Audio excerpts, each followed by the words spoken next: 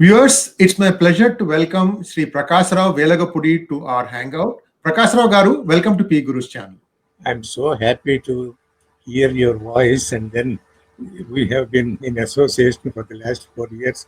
Whatever you are doing, it is really remarkable. I mean, even though so many people have been doing certain things in such a short span of time, what you have accomplished is amazing, stunning. Every day we get something or the other from you, which is thought provoking, which is relevant, which really gives pride to the people. Thank you so much for those kind words, Prakasarao Garu. This hangout that we are going to have today is a follow-up on a three-part series that you wrote about Muslim menace endangering the secular fabric of India. And it's a very detailed article. And the impact and the thrust of this article is not to try and point fingers at anyone, but to try and lay out the facts. The facts that you have laid out is that the leadership among the Hindu politicians, that's the thing that needs to really look at this thing in depth, understand what is happening, understand the psyche of a particular minority, and by pandering to their interests, what is the damage you are causing to the structure of the society, the fabric of the society. Hinduism, Sanatana Dharma, was secular by design.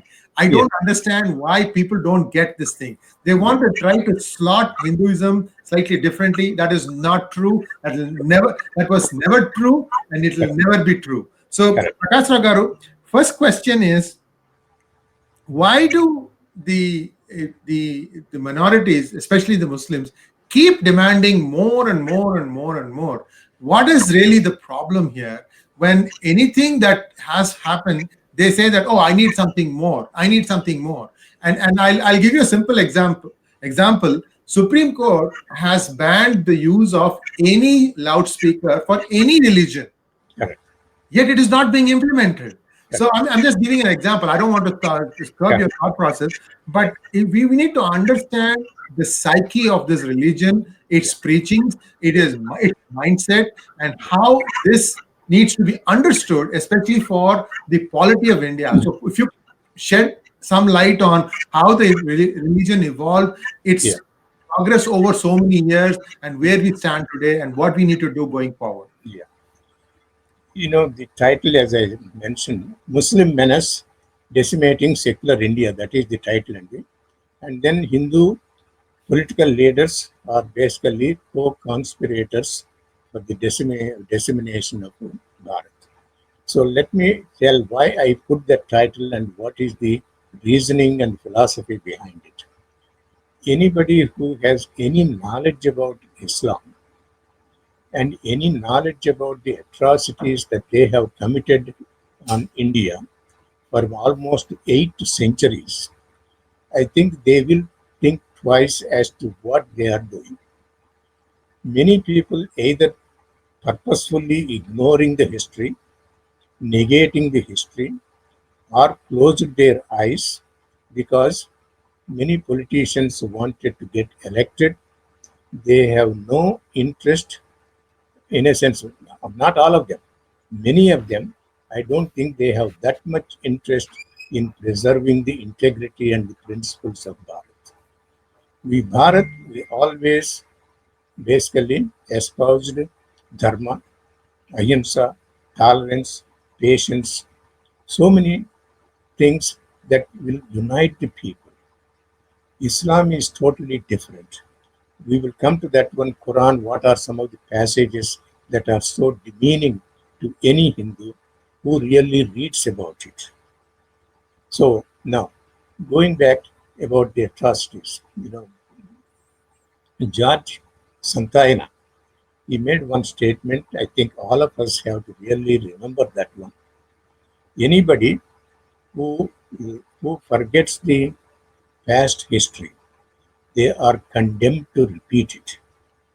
So we are basically in that stage. We are committing that blunder, not realizing what has happened to our forefathers for 8 centuries and why we divided the country into two different countries.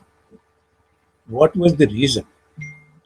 It is basically the Islamic ideology and their determination to dominate the world. By dividing India into two countries, they thought they will have an Islamic state, and then they also agreed that India would become a Hindu Rashtra. That was the intent.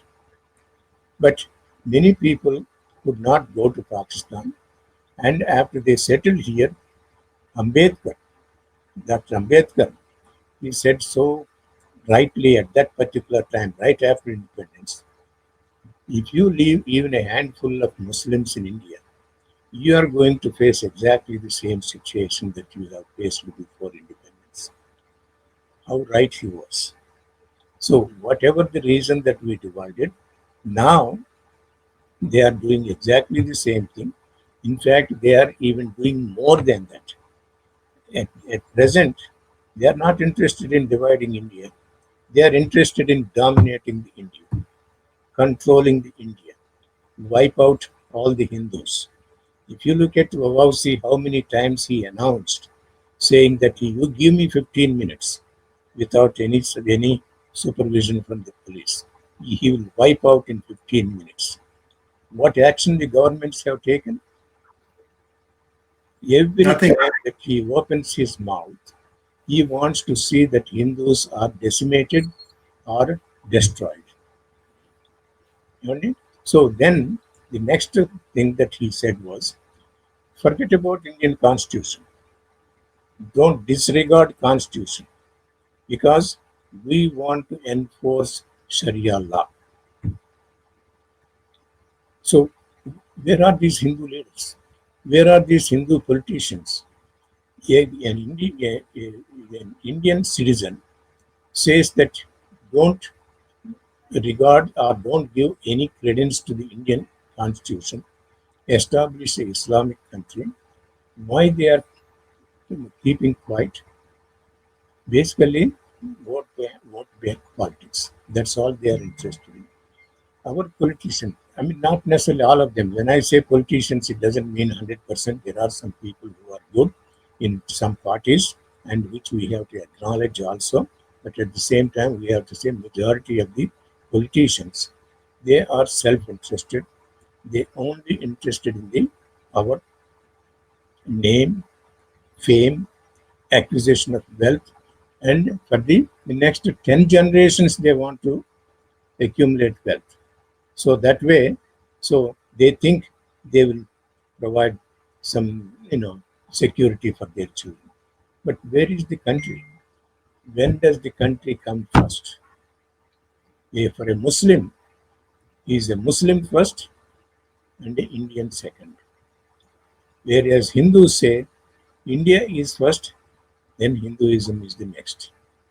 Look at the difference.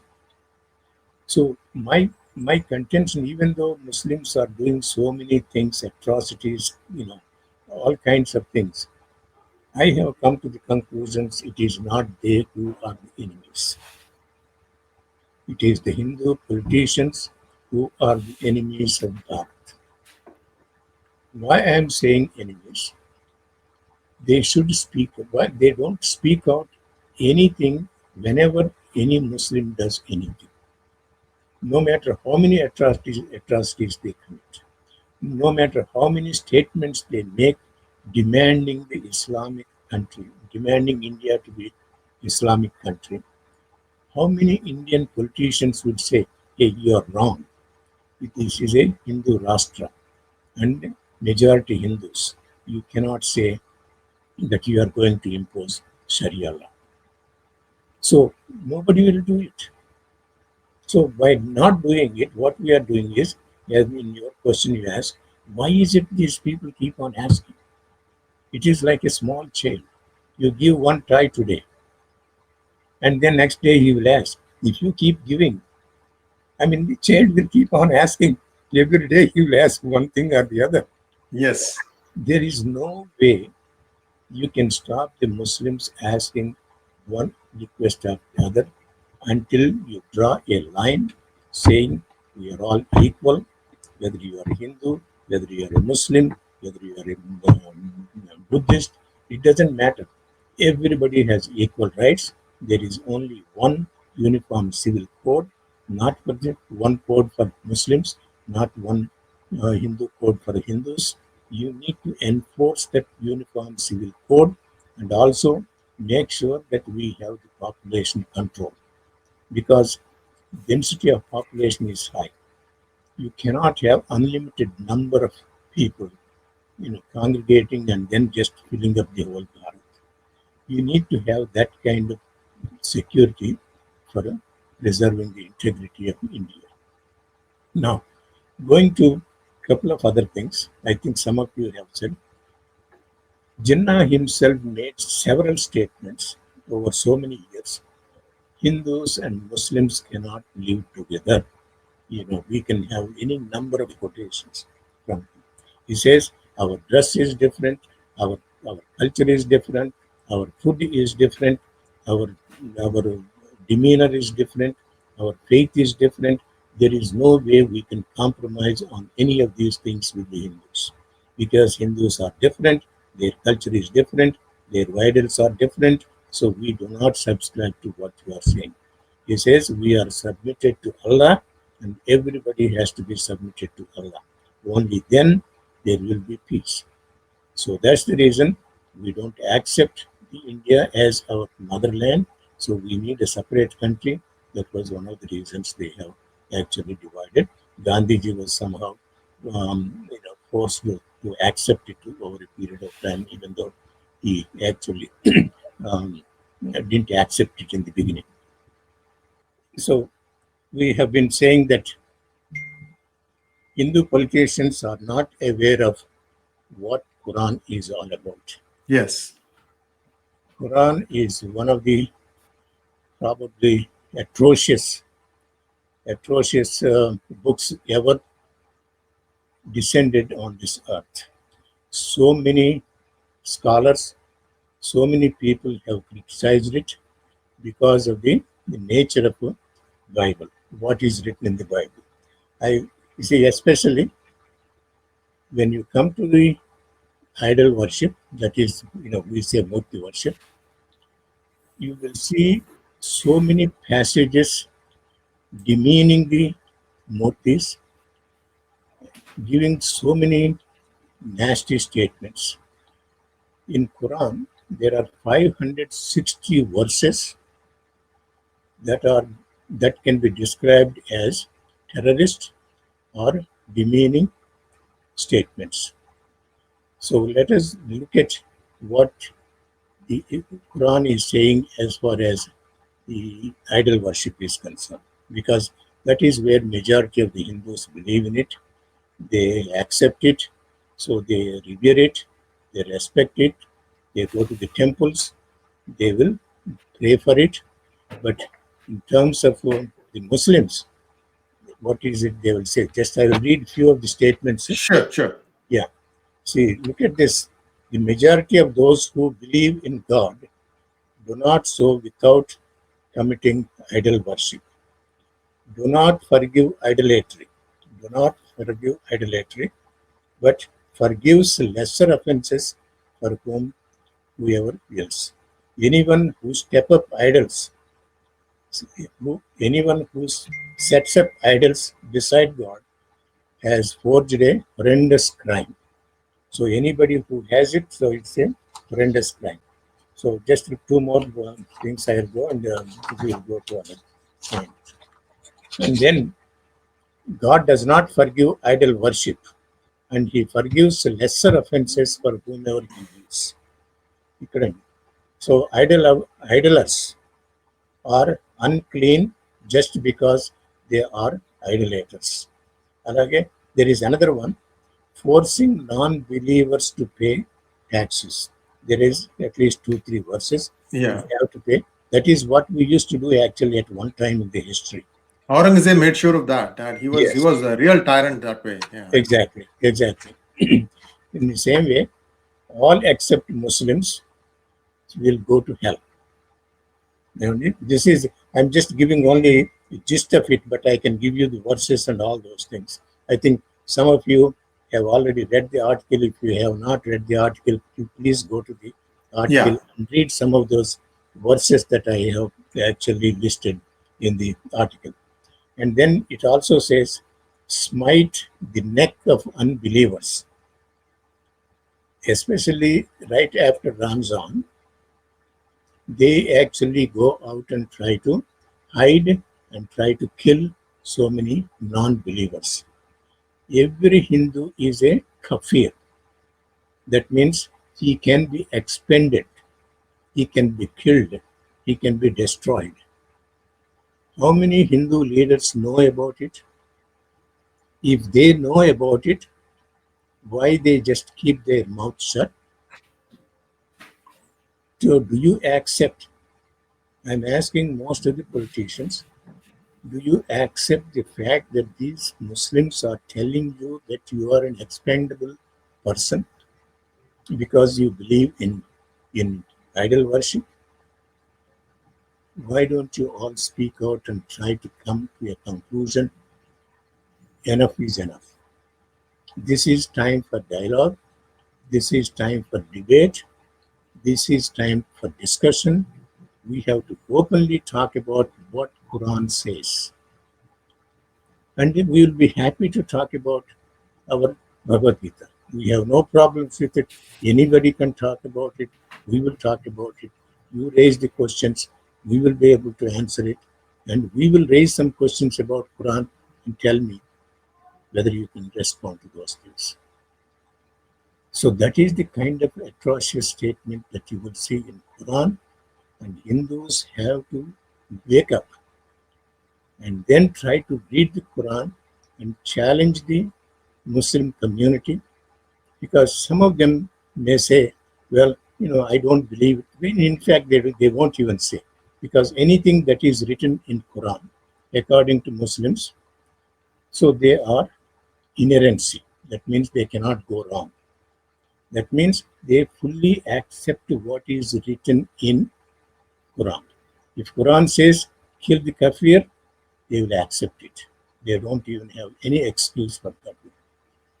Fortunately, if you look at Hinduism, even if there is some statement, negative statement, if I don't agree with it, as a Hindu, I have a right to even say, no, I don't accept this statement. And nobody will kill me, nobody will try to destroy me, and in fact, we will have more discussion. Any Muslim who says that it is, some statements are wrong in Islam, obviously they can be killed. Okay, so this is the nature of Quran. The more we know about Quran, the more we will be frightened and think about the future of India. What will be the future of India once the Islam will come into force? And then, so this is the unfinished business, as I mentioned. I think the Muslims have been demanding this one. For them, there are no boundaries. Every religion, every country has boundaries. Islam will look at the whole humanity as their prey. They can do anything they want. They can convert them. They can kill them. They can do all those things. Even though you will see so many ISIS people, Al Qaeda people, all terrorist organization, some of our Hindu leaders, as well as many Muslims, will say, well, only small portion of these people are doing, majority of the Muslims would not do it and all that. But how many Muslims will condemn the ISIS, Al Qaeda, or all the terrorist groups, and saying that we will wage war against these terrorists? Very few people, not even 1% of them. So that means they accept what these terrorists are doing.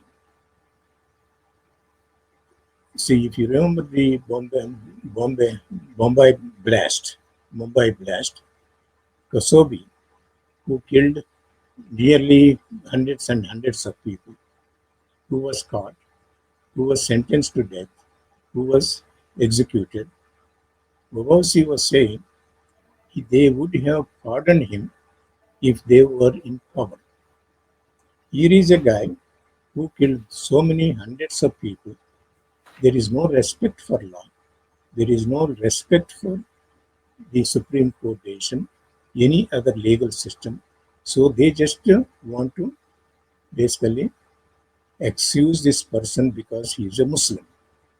So that means whatever he has done, whatever number of people that he killed, it is acceptable for them because the whomever he killed, they are non-Muslims. As long as they are non-Muslims, so Muslims have every right to kill. Okay, that is the simple bottom line.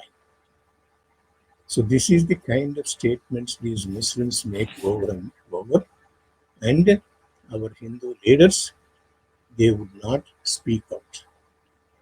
And as I mentioned, I think every child, whenever you keep giving, they keep on asking kind of thing. I wrote an article about 5, 6, 7 years ago. It is something like the pilgrims to Ayyappa temple sleep like beasts on the streets, and pilgrims going to Mecca, they sleep in the air-conditioned houses, air-conditioned buildings. So now, since independence, the Hajj subsidy was instituted by then President Nehru. Nehru was the one who requested Rajendra Prasad not to go to Somnath and inaugurate the temple one day before because it was a Hindu activity. One day before. The next day, he instituted Hajj subsidy. So the Hajj subsidy is not religious. Dr. Rajendra Prasad going to Somnath was a religious activity. Since that time, even today, the Hajj subsidy has not been wiped out. Even the Supreme Court has given the judgment to stop it. They didn't stop it. Now, how many air terminals were built in order to make sure that these Muslims are comfortable? So that way they will vote for their government. Hajj subsidy, yeah, air terminals. Then in Andhra and especially um, Tamil Nadu, you will see this Islamic bhavans. They are building some buildings in almost every district also to accommodate these people. In some of the capitals, they have donated so much land for them to build even mosques. And they would not even supervise any of their activities. If you go to, if you look at some of the parties' agenda and whatnot, in the Congress last 2 years ago, they said they will give free electricity for every Muslim. Okay, and in fact, in Telangana, you can't even go to that area where Muslims actually live. If somebody goes and tries to investigate, I would say at least 25-30% of the Muslims don't even have any legal connection to the electricity. They can't even go into that area, period. So you can see even in Europe also. So they themselves, they know whether it is UK, France, and some other places, even the police are afraid to go to those areas. In the same way, uh, Charminar area, very few people will be able to go after 6 o'clock or 7 o'clock in the night. We don't know what will happen, whether he will even return to those things. So this is the kind of thing. Now, what are some of the things that we have to do to see that some justice is done for the majority Hindus? At this time, majority Hindus are denied of every opportunity for them to progress, improve themselves, be part of the economy. And Muslims, the government will pay for madrasas. Madrasas, at the end of 12 years, they realize madrasa students are not equipped to go to, they did not have enough skills to go to college. Now you again you fund some more money, you grant some more money to train them. First of all, you gave money to madrasas, knowing they don't have any education to develop some skills. So why? Because madrasas where they will teach about the Quran, how to destroy Hindus, how to destroy Hindu temples, how you can demean the Hindu gods and so on and so on. So then why you want to subsidize these people? So if we are logical, if we are rational, if we are objective, give opportunity for everybody, irrespective of religion. If anybody who wants education, you can make it probably based on the economy. Somebody who doesn't have enough resources, irrespective of the religion, provide those resources. Let them get education. And here you may have some people, they don't even want anything, but you are actually giving incentives only to Muslim community and other minorities only for the sake of vote bank politics, destroying the very fabric of the society, which stands for certain morals, some ethics, some principles, and some justice. Hinduism always is scientific, rational, objective. Annie Besant at one time mentioned, after studying 30 years of all the religions, she found Hinduism to be most scientific, most spiritual, most philosophical that she did not find in any other religion. She is a British lady who came, fought for the independence, and then looked at the differences between all the religions, and she has come to that conclusion. In the same way, our Hindus never had this kind of ideology of dominating somebody, conquering somebody, killing somebody. If you look at Abdul Kalam, the former president, we all remember what he said. He said, in the last 3,000 years,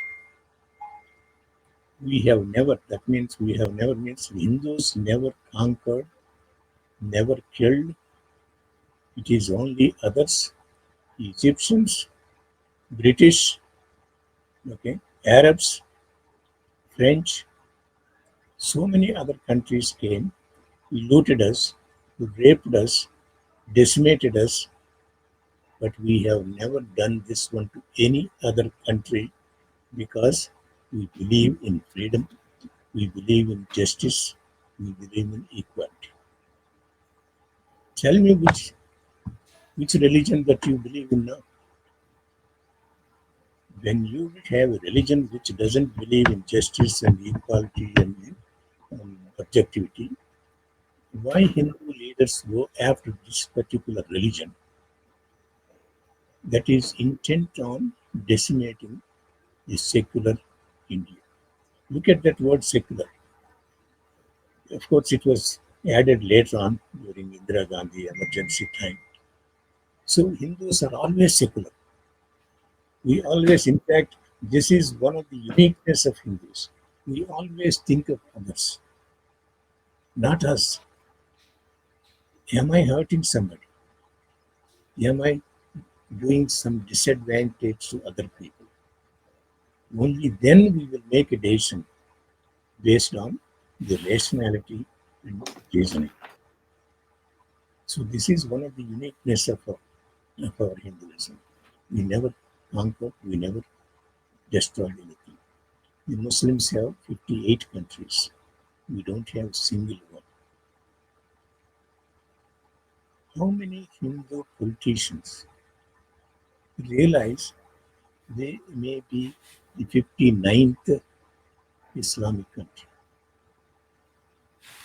when they are openly saying that we are going to change this course of history of India and make it into an Islamic state, are they just deaf?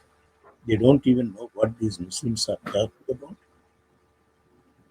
It looks like they have come up with a philosophy: see no Muslim evil, hear no Muslim evil, speak no Muslim evil.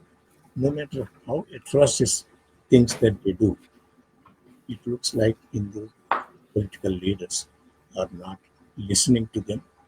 Even if they listen, probably they ignore them in order to stay in power.